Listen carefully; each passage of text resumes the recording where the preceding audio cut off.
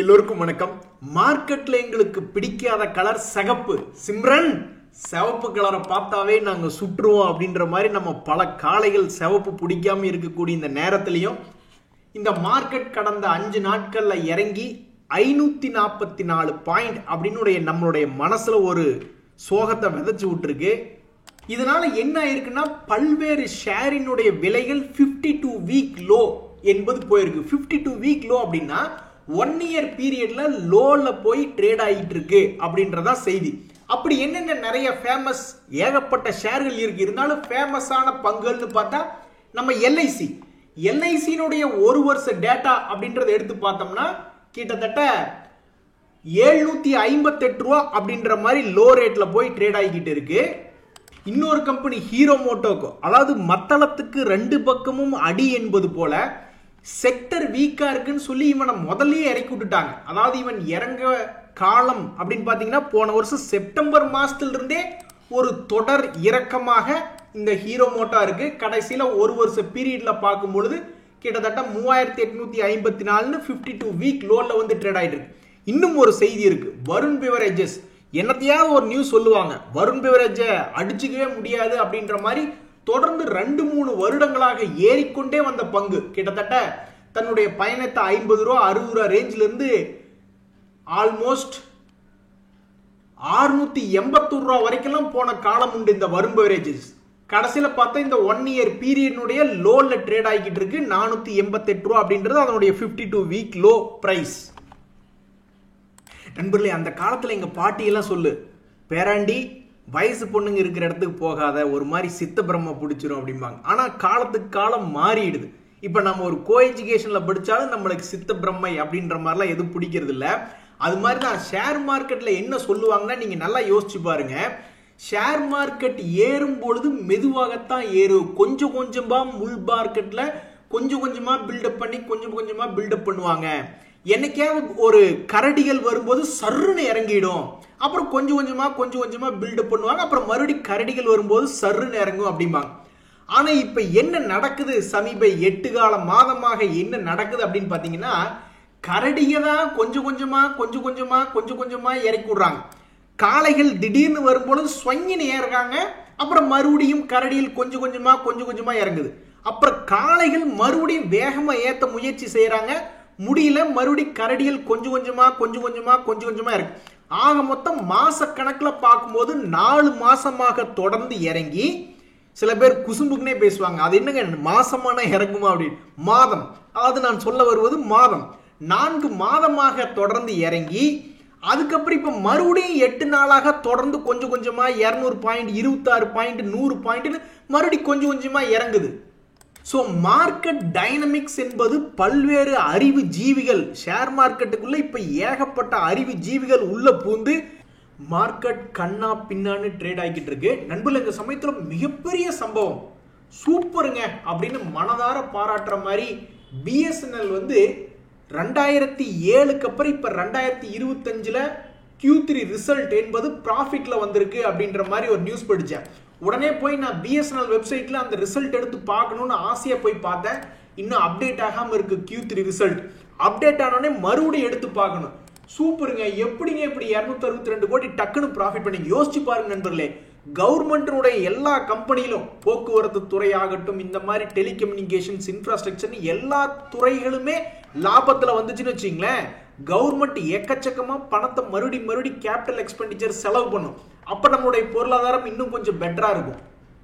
எது எப்படியோ மார்க்கெட்டே மிகப்பெரிய வீழ்ச்சி அடைஞ்சு உருப்படாம மனசுக்கு ரொம்பவுமே கஷ்டமா இருக்கக்கூடிய இந்த நேரத்துல பிஎஸ்என்எல் Q3 வந்து ப்ராஃபிட் அப்படின்னு வரக்கூடிய செய்தி ரொம்ப மகிழ்ச்சியான செய்தி தான்.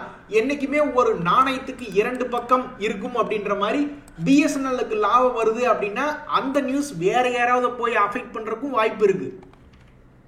அது ரிலையன்ஸ் ஆக இருக்கலாம், பாரதி ஏர்டெல்லாக இருக்கலாம். இவங்க 2 பேருமே ஹெவி வெயிட்டேஜ் கம்பெனி. ஸோ திங்கக்கிழமை எப்படி இருக்குதுன்னு பாக்குறதுக்கு ரொம்ப சுவாரஸ்யமா இருக்கு. இங்க ஒரு மானஸ்தன் இருந்தானே, எங்கேயா அவனை காணோம் அப்படின்னு கேட்டா அவன் குப்புறப்படுத்து ரொம்ப நாள் ஆச்சு அப்படின்ற மாதிரி. இப்ப நம்ம ஷேர் மார்க்கெட் இருக்கக்கூடிய பிஎஸ்சியில் இருக்கக்கூடிய பல்வேறு கம்பெனிகள், மொத்த கம்பெனிகளுடைய மார்க்கெட் கேபிட்டல் என்பது 400 லட்சம் கோடி விட அதிகமாக தான் இருந்தது. இப்ப மார்க்கெட்னுடைய தொடர் வீழ்ச்சினால என்ன ஆயிருக்கு அப்படின்னு பாத்தீங்கன்னா சமீபத்தில் 400 லட்சம் கோடி விட கம்மியா வந்திருக்கு அப்படின்ற ஒரு செய்தி வருது. இதனால என்ன ஆகுது அப்படின்னு பாத்தீங்கன்னா ஷேர் மார்க்கெட்ல ஏதாவது புது லெவல் ஒன்று ஓபன் பண்ணி விடுறானா. என்னதான் ஷேர் மார்க்கெட் வீழ்ச்சி அடைஞ்சாலும் போன வருஷத்தினுடைய நவம்பர் மாசத்திலிருந்து பார்க்கும்பொழுது கிட்டத்தட்ட அந்த 23,000 லெவல் அப்படின்றது ஏவரேஜா தாக்கு பிடிச்சி நிறுத்திக்கிட்டே தான் இருக்கான். ஸோ ரொம்பவுமே டஃப் டைமா இருக்கக்கூடிய இந்த நேரத்தில் புது லெவல் ஏதாவது ஓபன் பண்ணி விடுவானுங்களா, ஏதாவது புதுசா 21,700 வரைக்கும் வந்து இது ஒருவேளை மார்க்கெட் நிக்குமா அல்லது இங்கிருந்து மறுபடியும் மேல் நோக்கி ஏறுமான்னு தெரிஞ்சுக்கிறதுக்கு பொதுமக்கள் ரொம்ப ஆர்வமா இருக்காங்க. இது எப்ப தெரிய வரும்னா ஒரு 4 மாசம் 5 மாசம் கழிச்சுதான் மார்க்கெட் புது லோ லெவல் ஓபன் பண்ணி விட்டானா அல்லது பழையபடி மேல 2 days மூவிங் ஆவரேஜுக்கு மேல வந்தானா அப்படின்னு தெரிஞ்சுக்கிறதுக்கு கிட்டத்தட்ட சில நாட்கள் ஆகும். அப்படி சில நாட்கள் கழிச்சு பார்க்கும் பொழுது இந்த பழையபடி 400 லட்சம் கோடிக்கு மேல மறுபடியும் மார்க்கெட்டினுடைய மதிப்பு மேல வரப்போகுதா அல்லது மறுபடியும் இன்னும் கீழே இறங்க போகுதா அப்படின்றது தெரியல. இப்படி 400 லட்சம் கோடியாக குறைந்த பொழுதே பல்வேறு பொதுமக்களுடைய போர்ட்போலியோ எடுத்து பார்க்கும்போது பெரிய ஓட்டை விழுந்திருக்கு. அது ஒரு மிகப்பெரிய ஓட்டை. அதன் வழியாக போர்ட்போலியோவில் இருந்த லாபம் எல்லாம் போய் போர்ட்போலியோ நஷ்டத்துக்கே போய்விட்டுருச்சு. அப்போ ஒருவேளை இன்னுமே புது லெவல் போனா என்ன ஆகும் அப்படின்றது பொறுத்திருந்து தான் பார்க்கணும். ஆனா ஒண்ணு மட்டும் நிச்சயம் நண்பர்களே, நீங்க பாக்குறது மந்த்லி சார்ட். இந்த மந்த்லி சார்ட்ல தொடர்ந்து இது 5வது மாதமாக மைனஸ் இப்ப வரைக்கும் நெகட்டிவ் க்ளோஸ் மாதிரி காட்டுறான். இன்னும் கிட்டத்தட்ட 13 நாள் இருக்கு இந்த மாசம் முடியறதுக்கு. அந்த 13 நாளும் தொடர்ந்து கீழே இறங்குச்சுன்னா 2001க்கு முன்னாடி 1994 தான் இந்த மாதிரி 8 மாசம் 7 மாசம் தொடர்ந்து நெகட்டிவ் க்ளோஸ் ஆன மாசம். கிட்டத்தட்ட அந்த சாதனையே 25-30 வருஷம் கழிச்சு முறியடிக்கிற மாதிரி ஆயிடும். அதுல பாருங்க, கெட்ட நியூஸ் படிக்கும் பொழுது முழுசா படிக்கணும்னு சொல்லுவாங்க. கெட்ட நியூஸ்னு படிக்கிறதுன்னு ஆச்சு, அந்த கெட்ட நியூஸை மொத்தமா முடிச்சுட வேண்டியது அப்படின்ற மாதிரி மந்த்லி சார்ட் அப்படின்றத எடுத்து பார்க்கும் பொழுது மிக சொற்பமான சமயங்கள்ல தான் இந்த 50 days moving average 200 days moving average வந்து தொட்டிருக்கான். 2007ல ஒரு தடவை வந்து என்னாச்சுன்னா 6384 இருந்த நிப்டி ஆல்மோஸ்ட் 50% மேல இறங்கி 50 days மூவிங் ஆவரேஜையும் 200 days மூவிங் ஆவரேஜையும் வந்து தொட்டிருக்கான். அதுக்கப்புறம் 2011ல தான் ஒரு முறை வந்து தொட்டிருக்கான். தொட்டதுக்கு அப்புறம் அவன் பெருசா இறங்கவே இல்லை, ஏறிட்டான். அதுக்கப்புறம் மறுபடியும் ஒரு 2016 இந்த மாதிரி வந்து தொட்டுட்டு மறுபடியும் மேல் நோக்கி ஏறிட்டான். அதுக்கப்புறம் 2020 கோவிட் சமயத்துல 50 days moving average 200 days moving average ரெண்டுமே மந்த்லி சார்ட்ல தொட்டுட்டு அதுக்கப்புறம் மேல ஏறிட்டான். அதுக்கப்புறம் 2020க்கு அப்புறம் இன்னும் ஒரு முறை கூட அந்த 50 days மூவிங் ஆவரேஜ் அப்படின்றது வந்து தொடல. பட் ஒருவேளை மந்த்லி சார்ட்ல அதை வந்து தொட்டா கூட கிட்டத்தட்ட 19,000 பக்கத்துலாம் வரணும். சோ இந்த 19,000 என்பது எந்த லெவல் தெரியுங்களா? ஒரு காலத்துல பல பேர் பயந்துட்டு ஷேர் மார்க்கெட் விட்டு வெளியே போன காலம் அது. இங்க பாத்தீங்களா, அது எங்க வருதுன்னா கிட்டத்தட்ட 2023 பீரியட்ல வருது 19,000. அதுக்கப்புறம் வந்து 2024லயும் சரி, இப்ப 2025 தொடக்கத்திலயும் சரி, இப்ப வரைக்கும் பெரிய வீழ்ச்சி அடையல.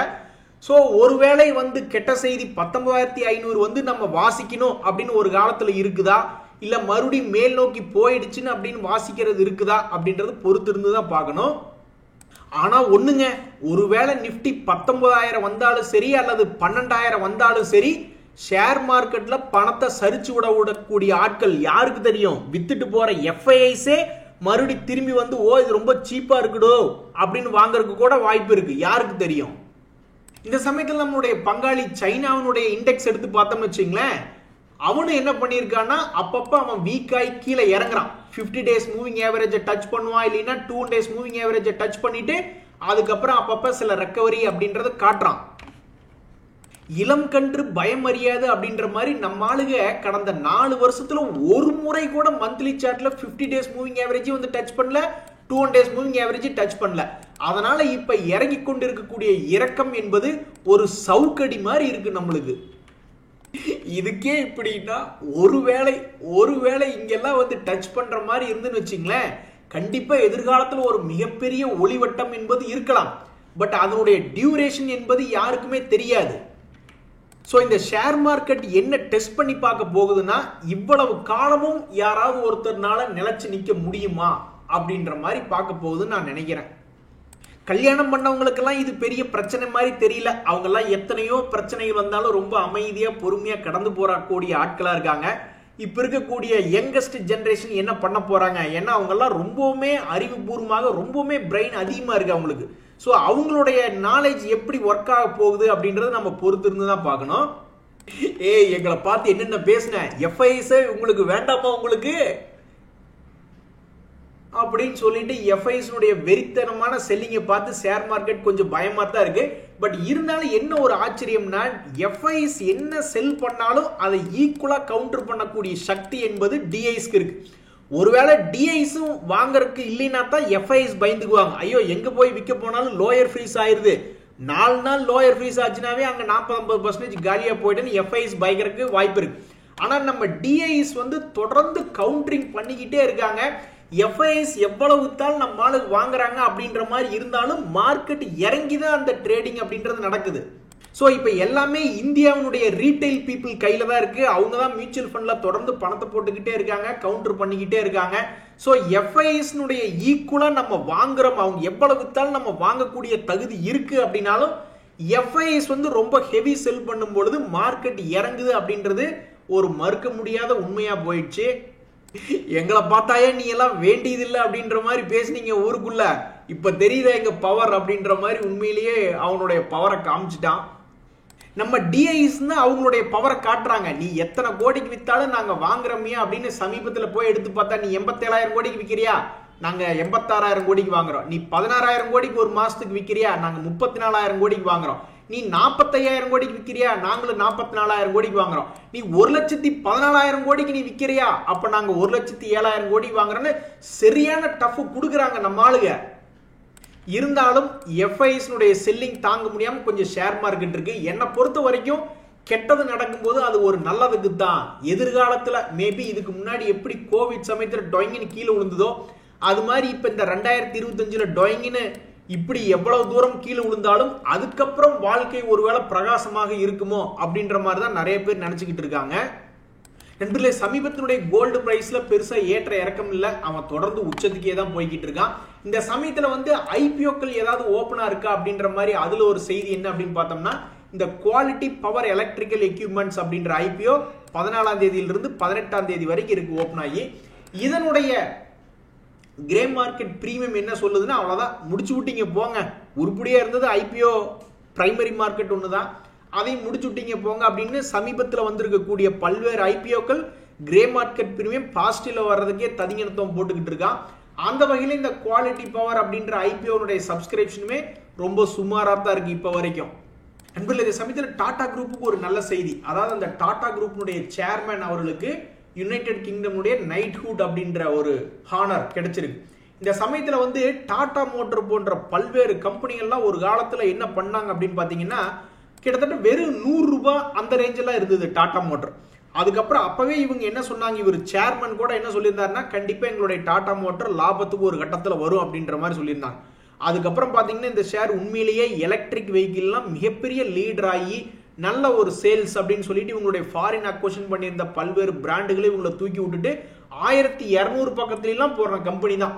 அதுக்கப்புறம் ஏதோ PV தனியா CV தனியா பிரிக்கிறாங்க அப்படி இப்படின்னு. அப்புறம் டாடா மோட்டார் DVR டாடா மோட்டரோட இது பண்றாங்க அப்படின்னு பல்வேறு செய்திகள் வந்தது. அதுக்கப்புறம் பார்த்தோம்னா இந்த ஷேர் ஆல்மோஸ்ட் ஒரு 50% பக்கம் சரிஞ்சுதான் கிடக்கு. இந்த சமயத்துல என்ன ஒரு விஷயம் அப்படின்னு பாத்தீங்கன்னா, இந்த ஓலா ஆகட்டும் டாடா மோட்டார் ஆகட்டும் எலக்ட்ரிக் வெஹிக்கிள் ஒரு மாதிரி லீடரா ஒரு மிகப்பெரிய மார்க்கெட் கேபிட்டல் ஷேரை பிடிச்சி வச்சிருந்தாங்க. இப்ப பஜாஜ் ஆட்டோ மற்றும் பல்வேறு கம்பெனிகள் EV ஆரம்பிச்சதுக்கு அப்புறம் ஓலாவினுடைய மார்க்கெட் ஷேர் என்பது குறைந்து வந்திருக்கு. அது மாதிரி டாடா மோட்டருக்கு போட்டியாக இப்ப பல்வேறு கம்பெனிகள் அவங்களுடைய EVயை லான்ச் பண்ணிக்கிட்டு இருக்காங்க. ஸோ டாடா மோட்டருக்கு காம்படிஷன் வருதா, அவங்களுடைய அடுத்தடுத்த மாதங்களுடைய சேல்ஸ் எப்படி இருக்கும் அப்படின்னு தெரிஞ்சுக்கிறதுக்கு இந்த ஷேர் மார்க்கெட் ரொம்ப ஆவலா இருக்கு. அதை தெரிஞ்சுக்கணும்னா அடுத்து வரக்கூடிய Q4 ரிசல்ட் Q1 ரிசல்ட் எல்லாம் அதுக்கப்புறம் தான் தெரிய வரும். இங்க பாத்தீங்களா நண்பர்களே, ஒரு சோக கதை. ஒரு நண்பர் குடும்ப வாழ்க்கையில கான்சென்ட்ரேட் பண்ணாம ப்ரொமோஷன் வேணுங்கிறதுக்காக 14 மணி நேரம் 15 மணி நேரம் டெய்லி வேலை பார்த்துக்கிட்டே இருந்திருக்காரு ஒரு கார்பரேட் கம்பெனில. அதுக்கேற்ற மாதிரி அவருக்கு ஒரு வருஷத்தினுடைய சம்பளம் 7.5 கோடிக்கு மேல அவருக்கு கிடைக்கிருச்சு. ஆனா அந்த நியூஸ் வரும்பொழுதே அவர் ஃபேமிலியில அவர் ஒய்ஃபுக்கு பிரச்சனை இருந்தப்ப கூப்பிட்டு ஹாஸ்பிட்டல்லாம் போகல, அங்க சரியா அவருடைய குழந்தைகளுக்கும் சரியா அவர் கான்சென்ட்ரேட் பண்ணல அப்படின்னு கிட்டத்தட்ட அது டைவர்ஸ்ல போய் முடிஞ்சிருக்கு. கடைசியில் அவர் என்னன்றாருன்னா, நான் ஒரு பக்கம் சாதிச்சிட்டேன் பட் இன்னொரு பக்கம் எனக்கு கும்பா ஆயிடுச்சு அப்படின்ற மாதிரி சொல்றாப்ல. இன்னுமே ஒரு முக்கியமான விஷயம் என்னன்னா, இந்த IIM அகமதாபாத்ல வந்து என்ன ஆயிருக்குன்னு பாத்தீங்கன்னா, MBA PGP படிச்சவங்க எல்லாத்துக்குமே 100% வேலை வாய்ப்பு கிடைச்சிருக்கு. அப்ப இப்ப இருக்கக்கூடிய யங் ஜெனரேஷன் பாத்தீங்கன்னா ரொம்பவுமே பிரில்லியன்ஸா இருக்காங்க. அவங்களும் ஷேர் மார்க்கெட்டுக்குள்ள வந்து அது இது என்னென்னவோ பண்றாங்க. மார்க்கெட் கண்டமேனிக்கு போய்கிட்டு இருக்கு. ஸோ மார்க்கெட்னுடைய டைனமிக்ஸ் வந்து கண்டபடி மாறிடுச்சு. ஏற்கனவே நம்ம பேசின மாதிரி, அதாவது இறங்கும் பொழுதுதான் வேகமா இறங்கும், அதுக்கப்புறம் கொஞ்சம் கொஞ்சமா மார்க்கெட் ஏறும். இதுக்கு முன்னாடி எல்லாம் பாத்தீங்கன்னா 1990கள்ல இருந்து பாத்தீங்கன்னா அப்படித்தான். இறங்கும் போது வேகமா இறங்குவானு, கொஞ்சம் கொஞ்சமா பில்டப் ஆவானு. இப்ப இவங்க ஜெனரேஷன், இப்ப இருக்கக்கூடிய ஜெனரேஷன் ஆகட்டும், இதுக்கு முன்னாடி இருக்கக்கூடிய ப்ரீவியஸ் ஜெனரேஷன் ஆகட்டும், எல்லா பிரில்லியன்ஸும் சேர்ந்து கடைசியில இப்ப மார்க்கெட் என்ன ஆகிட்டு இருக்குன்னா அப்படியே மாறிடுச்சு. ஏறது வேகமா ஏற மாதிரி கேட்டான், அப்புறம் இறங்குறது கொஞ்சம் மெதுவா இறங்குற மாதிரி இருக்கு. அதே மாதிரி அந்த காலத்துல ஸ்மால் கேப் மிட் கேப் எல்லாம் வந்து பெருசா ஏறாது, ஏறினாலும் அப்பவே இமிடியேட்டா கிராஷ் ஆகிற மாதிரி இருக்கும். இப்பெல்லாம் பாத்தீங்கன்னா 2-3 வருஷம் தொடர்ந்து ஸ்மால் கேப் மிட் கேப் எல்லாம் பயங்கரமான லாபம், மைக்ரோ கேப்பும் சேர்ந்து லாபம் கொடுத்ததுக்கு அப்புறம் அதுக்கப்புறம் பார்த்தா இப்ப மரண அடியா இருக்கு. ஆக மொத்தம் பல்வேறு அறிவாளிகள் சேர்ந்து மார்க்கெட்டை கந்தரகோலம் பண்ணிக்கிட்டு இருக்காங்க அப்படின்றதான் ஒரு நிதர்சனமான உண்மை. இதுவே இப்படின்னா இனி நம்ம குழந்தைகள்லாம் இன்னொரு 10 வருஷம் கழிச்சு வந்து ஷேர் மார்க்கெட்டுக்குள்ளே வீடியோ கேம் மாதிரி விளையாட போறான்னு நினைக்கிறேன். சரி நண்பர்களே, இப்போதைக்கு மார்க்கெட்ல என்ன செய்திகள் போய்கிட்டு இருக்குன்னா, இந்த மாதிரி 52 வீக் லோ போனா நல்ல நல்ல கம்பெனிகள், அதுக்கும் மேல சில பேர் நினைச்சுக்கிட்டு இருப்பான் 52 வீக் லோல போய் எடுப்பாங்க. அதுக்கப்புறம் பார்த்தா அது 104 வீக் லோ போனாலும் ஆச்சரியப்படுறதுல, மல்டி இயர் லோ போனாலும் ஆச்சரியப்படுறதுக்கு இல்ல. சோ இது எல்லாத்துக்கும் தீர்வு இந்த மாதிரி BSNL மாதிரி பல்வேறு கம்பெனிகள் போன வருஷம் நஷ்டம் கொடுத்திருந்தா இப்ப அதிகமா லாபம் கொடுக்கணும், போன வருஷம் நல்ல லாபம் கொடுத்திருந்தா இனிமேல் அதை விட பயங்கரமா லாபம் கொடுக்கணும். இந்த மாதிரி ஒரு ஏர்னிங்ஸ் growth என்பது காமிச்சாதான் எல்லாருக்குமே நல்லது அப்படின்றத என்னுடைய கருத்து. இன்றைய தகவல் அனைத்து உங்களுக்கு உதவியாக எனக்கு மகிழ்ச்சி தான். ரொம்ப நன்றி, வணக்கம்.